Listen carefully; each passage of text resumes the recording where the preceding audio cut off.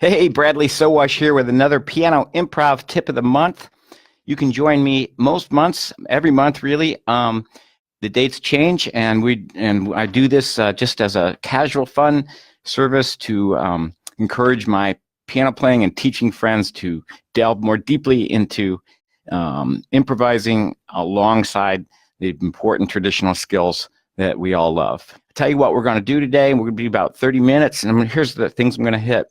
We're going to compare classical and jazz approaches to practicing. How do jazz musicians practice if the music's different every time? So we're going to compare classical and jazz goals and how we adjust to those in our practice schedule a little bit.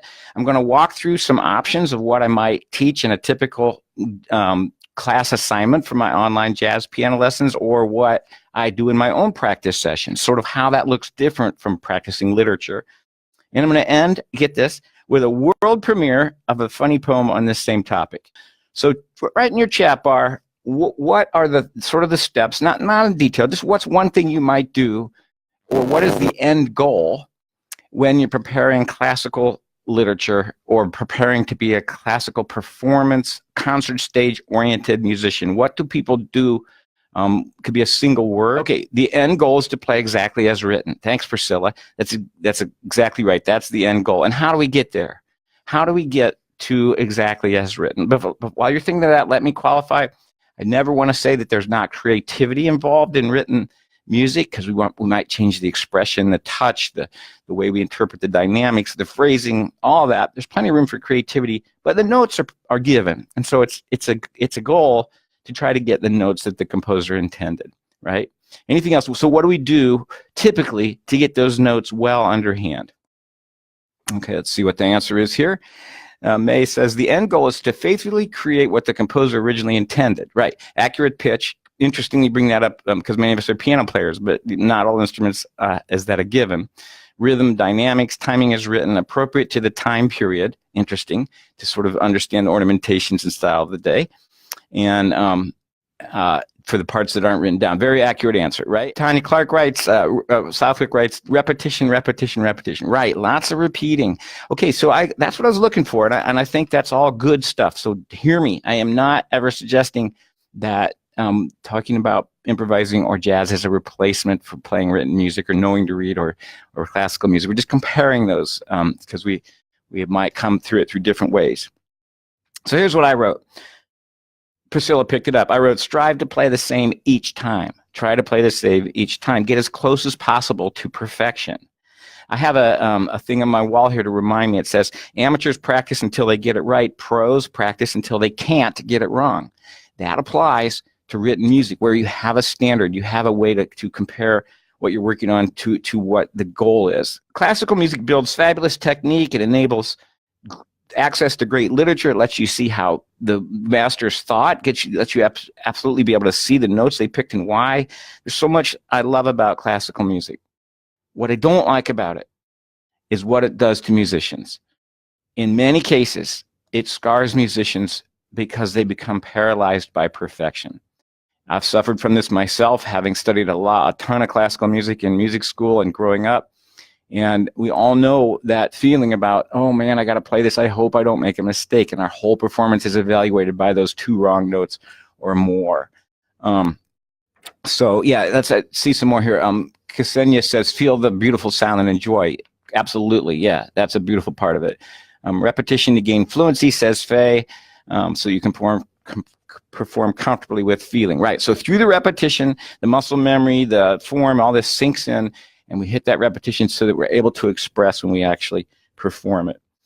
So I'm commenting on how often when I help recovering classical pianists, which I say tongue-in-cheek, learn to play jazz, how often they are just kind of full of fear about playing and choosing their own notes, okay? And so sometimes I think that the way we study exclusively to the very difficult written page leaves some baggage which hurts our overall musicianship, especially when we try to wander from the way we've been trained. So I wanted to point out a difference here with jazz improvisation. Actually, let's ask you, what is the practice goal or the long-term goal when studying jazz or improvisation? How is that different from studying written literature? So let me see in your comments, how is studying improvisation or jazz, and I use jazz as the widest possible definition, jazz, popular music, folk music, any music that involves the player choosing their notes. I'm kind of giving away what I'm going to talk about. Not seeing a lot of answers popping up, so I'm thinking maybe you're not sure. I guess that's why I'm here. So here's what I wrote. The practice goal for jazz musicians is to be never the same. Is to never be identical, to never have an exact repetition. How would that be able to be practiced? There's no standard. You can do it one way or another, and every day is different. So what do you work on? It's such a different mindset than playing to the written page and having the black and white proof of what it is you're going for. So a few more comments on that. The jazz musician, improvising musician's process is constant discovery. Some days are terrible music, and some days are better. But most of the time, most people don't know because they actually don't know what you're trying to play. That's a huge secret. When you're playing improvised music, they don't know what you're going for. So they're more forgiving because they haven't heard what you're trying to play before. Let me see if there's any comments here. Diana says, I think it helps in understanding harmonies and the way music can move. Chords are huge. Chords are huge. The chords open the door to so much about improvisation, especially for pianists. Tanya says, to play with freedom, personal expression, and different every time. Bingo, different every time. Patty says the noodle or doodle, that's one of the things I constantly push, is to sit down with no plan and just open up those creative doors. I'm loving these answers. May says, the performer's interpretation is equal to or greater than the composer's voice. Yes, personal choices. In fact, the composer's choice, something like Summertime or a Christmas song, is just a platform for what you're going to do new with it. So it's kind of more like speaking. It's like I'm doing right now. I have a general idea of what I want to say, but it's not scripted. I can choose the words as I go. I have an outline for today's talk, but I am moving fluently in it with your expectations of our shared language, grammar, trying to be clear with the lesson plan. And so I'm using a format and a form, but the actual words, which is in a comparison to notes, are variable as I go. And so it is necessarily stamped with my personality. Faye says, learning all the chord scales so that you have an available bag of tricks. Yes, having an available, it's more than intuition. It's about having a bag of tricks. So classical music seeks to, through repetition, to build muscle memory and a precision, which then enables expression down the road. Jazz and improvised music seeks to have never the same, but to build a vocabulary of usable licks and friendly figures, which you necessarily, even with those, never play exactly the same. I'm just going to walk you through some of the things that would be in a typical jazz practice session or a jazz assignment as I might assign it. However, there's too many here because you wouldn't want to do all these. You would just do a few of them lest you'd be overwhelmed. So the first thing is jazz musicians work a lot on technique, but it's not mindless muscle memory technique. It has a creative approach to it. And so the first thing they might do is just play scales. And there's so many ways to play scales, but they're always squared. I'm not going to talk too much about squared scales because I have a whole handout on that, and I've hit that before. But they come out evenly. So I try to give you an example of that. Let's just do an E-flat scale. Ready? And 1, 2, 3, 4, 5, 6, 7, 8. See how that's an even phrase? Quite different from the way we play scales more for finger dexterity. You can do that at different speeds. There's triplets. But it always comes out 7, 8. 1, 2, 3, 4, 5, 6. It's squared to fit the phrase. So that's one way to play scales. Another is to play turnbacks or circle patterns in scales. This is all to prepare your fingers and your knowledge of your instrument to navigate improvisation. So I might do this. Let's see.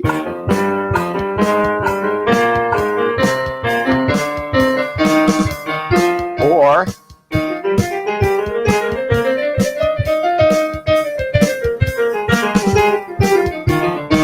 so we're just playing a pattern in that scale, just to get that dexterity, but also the idea of moving around freely. Lastly, I might play up one note and down another note, because in real music and improvisation, you don't always start on the tonic chord. So you might go like this. Up on E flat, down on F. Up on G. Down on A flat. So we're practicing starting at any point in the scale, so that when we're playing a tune, wherever we are and we need to switch scales, we can. And then you repeat all that in another key. Jazz players are always saying, do it in 12 keys, play it in all keys. You know, that's a big order. So the first thing is to hit those scales. And I am big on technique. You have to have the fluency in your instrument to get through it and move freely without stumbling over the notes, no matter what instrument you play. And so every lesson, every practice session includes these 3 bits under technique. Ready? Scales, chords, and scales and chords together. We just looked at a few of the many, many ways you can practice scales, but the emphasis is on making them come out in an even phrase. Let's look at some chords. So chord drills are something I'm very big on. I'm just going to run a quick thing right here around the circle of fifths. I might have that right here. Yep. So here's my little circle of fifths that was recently taped to the wall. I pulled it off. And so we're going to work this way around here. C, F, B flat. We're going to move around the circle of fourths and just run those triads. So C, F, B flat, E flat, A flat, D flat, F sharp, B, E, A. This is just a typical chord drill to build fluency. What a jazz player wants is fluency, to be able to speak on the spur of the moment, but not have to stumble. You know, there's a million ways. Here's the same thing as arpeggios. C, F, B flat, E flat, A flat, D flat, F sharp, B, E, A, D, G, C. Let's play that without talking.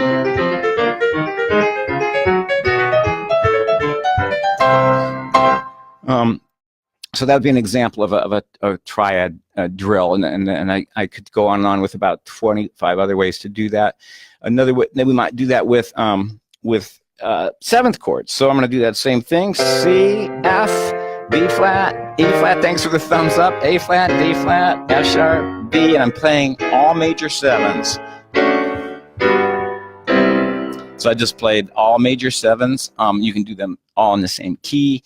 The idea is there's some kind of chord drill. I can't lay those all out for you right now. So we've hit scales, and Joseph says, you're so right. Learn chords, and it changes everything about playing. Absolutely, Joseph. It's absolutely the door to freedom. If you hesitate on chords, you really don't know your vocabulary. You have to have instant fluency with chords. Let me just show you a couple other things that jazz players will do.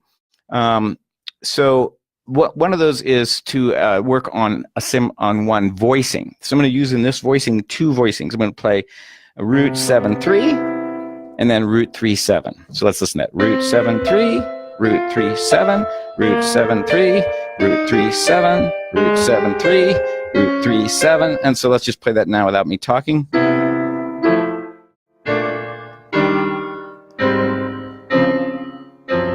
Whoops, see what I'm doing. There we go.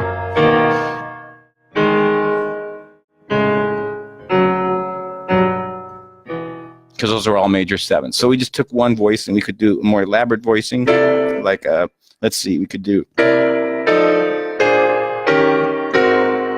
which were all 9th and 13th chords. So we're practicing a chord shape that's beyond its normal thing.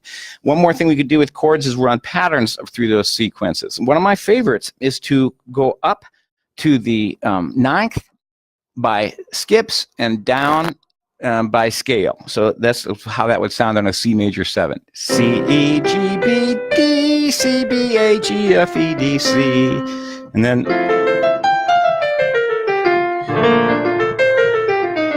just as a way to discover this chord scale relationship. That can also be reversed, scale up, chord down, scaling up, C, D, E, F, G, A, B, C, D, B, G, E, C. So just practicing these patterns. You can also run them around sequences such as this.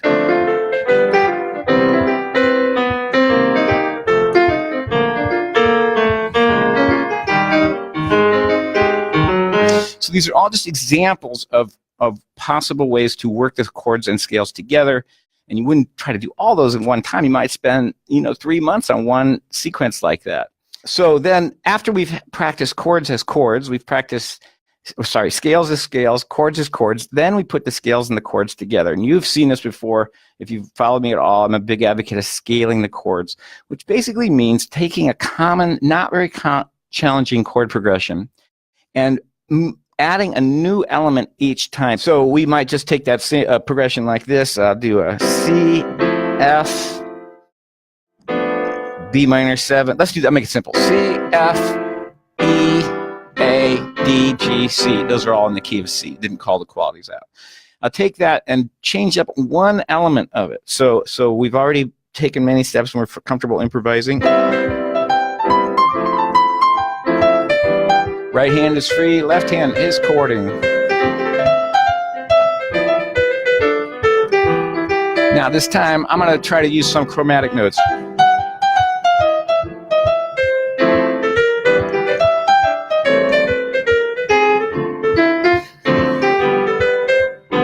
This time I'm going to use lots of triplets.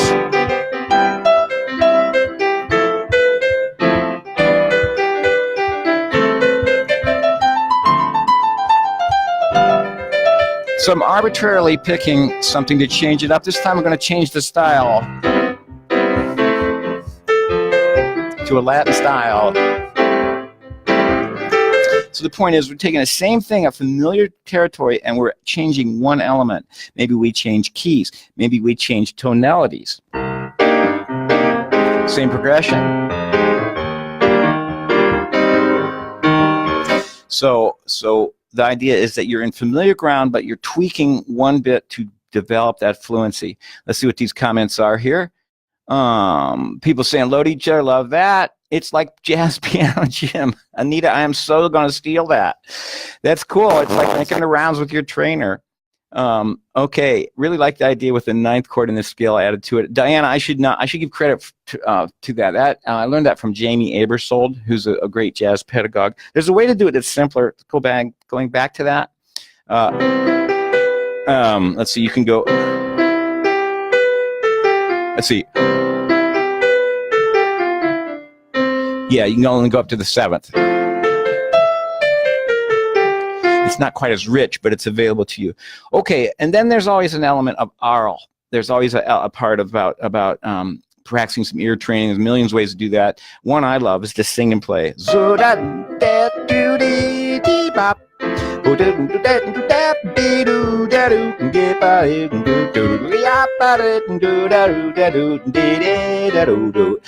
the idea is that I'm connecting my musical imagination through my voice to my piano, and I probably wouldn't sing very much in public, but I actually do a fair amount, but not on purpose.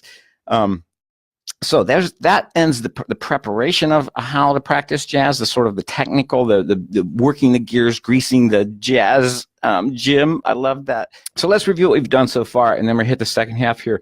So we talked about how classical musicians use repetition to build familiarity, to open up expression, and that jazz musicians work on variation, constant variation, to build the ability to think on your feet and be fluent, and that's the biggest difference. One of the things that happens in my online jazz piano classes, I ask the students, students is such a funny word when you're teaching peers, but my participants to post videos on a private Facebook group, and they're a little bit reluctant to do that because they say it's not ready. Oh, it's not polished. But that isn't the point, right? You never know exactly how it's going to come out, and you just do it often and see what happens. Some days it comes out blah, some days it comes out pretty good, and sometimes it comes out blah, and someone else says that was great. So we've hit classical and jazz broadly. We've looked at the technique of how jazz players practice. Now I'm going to look a little bit about the tunes, and just going to dance through this with just much more detail. But in my Beatles class right now, this morning, somebody sent, well, I'll just show you in a minute, but working on Yesterday, you know, that famous tune, Paul McCartney and Lennon, that became a standard.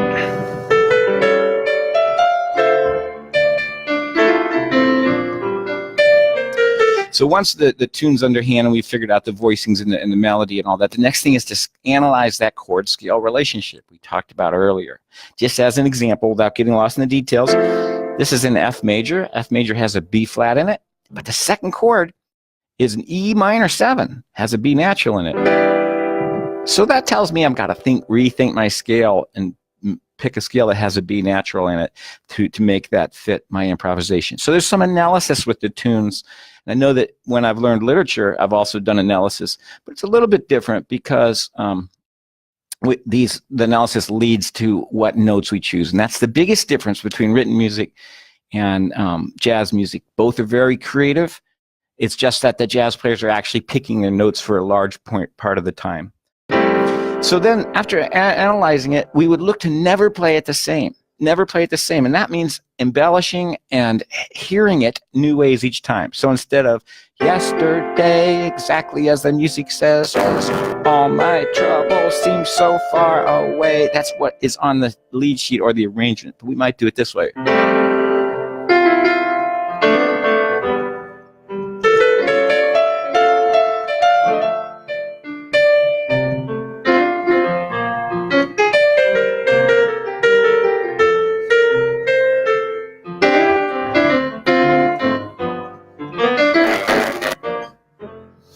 So I'm not ever going to play that exactly the same way, but the guts are still there. The framework's there, the chords, the melody, and I'm just kind of moving in a way that feels appropriate to this moment in the same way that I'm speaking with you in a way that feels just of how I'm feeling today.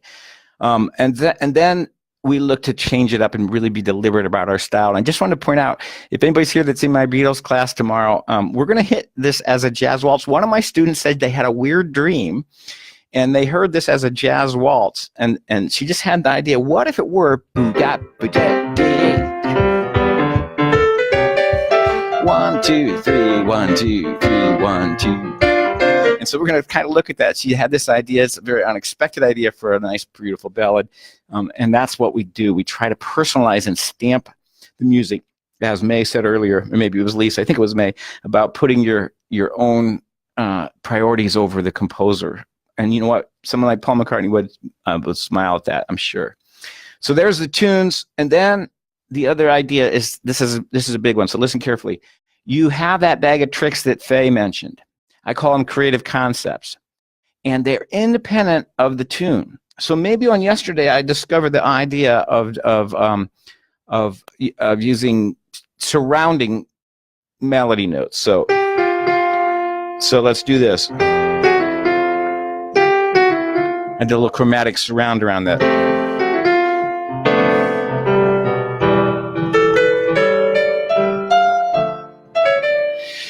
And so I'm really working that concept very cerebrally and very deliberately with the hope that it will eventually become intuitive.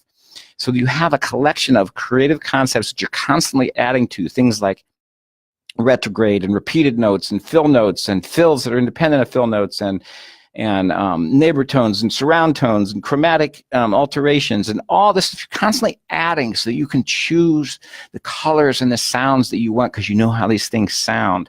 And you say, I want to color it this way right now. I'm feeling snarly. I'm going to put those gritty notes in, or I'm feeling very beautiful, or it's appropriate to play this for this amazing wedding anniversary that I'm asked to play a gig on. And, you know, so you're able to pull from a palette, and you've developed that palette of colors or bag of tricks or creative concepts by working them independently of tunes so they move from tune to tune. That's a big deal.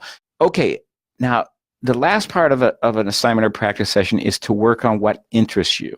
One of my jazz teachers was Hal Gelper, a jazz pianist in New York, played with Phil Wood's quintet, and he said to practice the most what interests you. As a jazz player, you want to go down those lanes, because you're building. I don't want to say that other people aren't artists, but you're building an artist. You're building your ability to make choices, and you develop that individual voice. That's the word I was looking for, by following what grabs your attention.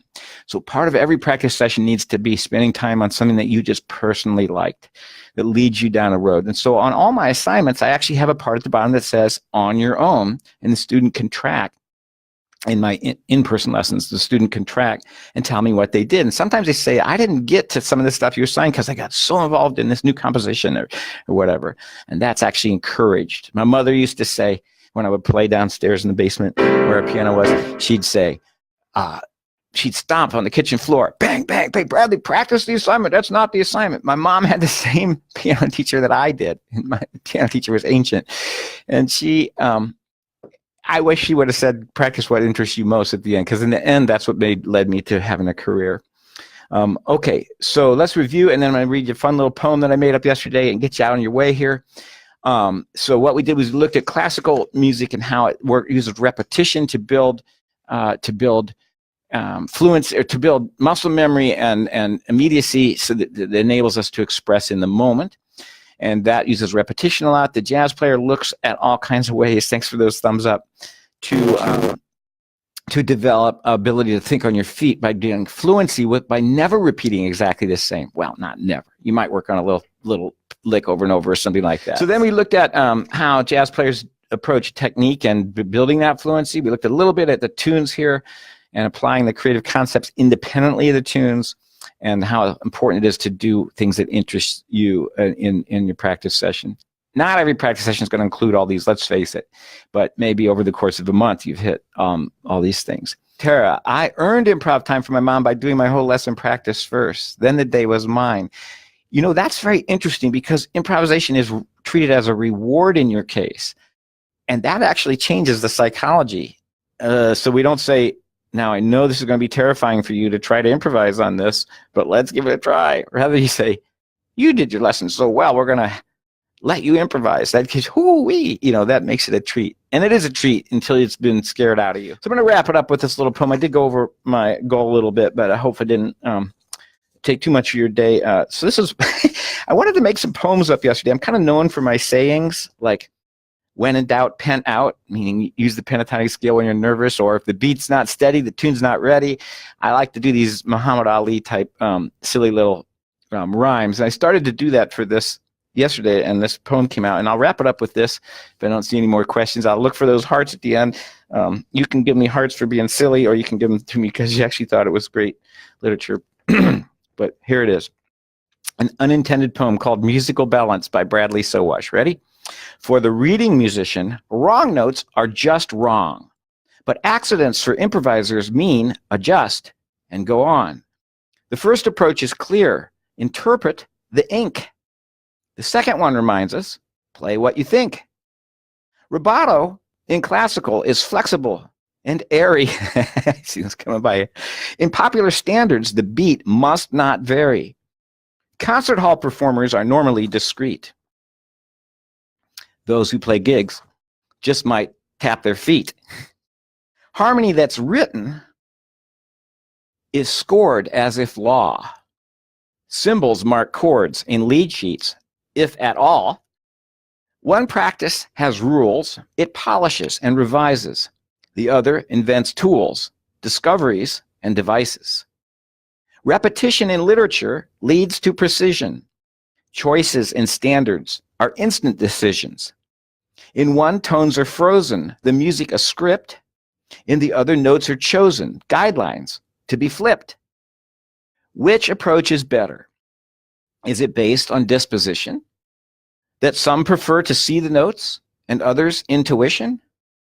What if classical performers played jazz at home at night? And play-by-ear musicians could read new music at sight? The fact is, it happens everywhere and every day. Musicians can choose more than one way to play. Versatile players go to considerable lengths to develop their weaknesses and build on their strengths. So here is my suggestion, if you'd like to know. Expanding self-expression is a great way to go. Learn to read and improvise. Give yourself permission. Diversify your playing and be a better musician. Until next time, enjoy your creative music making journey, and I'll see you then. Bye for now.